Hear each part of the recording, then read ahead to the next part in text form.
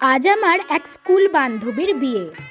এই হলো আমাদের নবদম্পতি অভিজিৎ দা এবং স্মৃতি। কংগ্রেচুলেশন স্মৃতি অ্যান্ড অভিজিৎ দা, তোমাদের আগামী জীবন সুখে এবং স্বাচ্ছন্দ্যে ভরে উঠুক। তো প্রথমে গিয়ে স্টলে কফি আর ফুচকা খেয়ে নিলাম। তারপর আমার সেই পুরাতন স্কুলের বান্ধবীদের সাথে আবারও দেখা হয়ে গেল।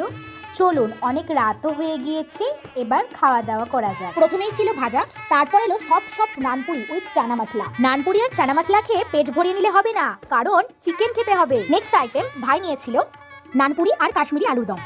তারপরে চলে এলো মেন কোর্স। মেন কোর্সে ছিল ফ্রাইড রাইস উইথ চিকেন কষা। বান্ধবীর বিয়ে বলে কথা, একদম কবজি ডুবিয়ে খাওয়া দাওয়া করতে হবে। আর আমার পাতে পড়েছিল একটা চিকেনের লেগ পিস। উফ, কি দারুণ খেতে হয়েছিল। প্রত্যেকটি রান্নার স্বাদ ছিল অতুলনীয়।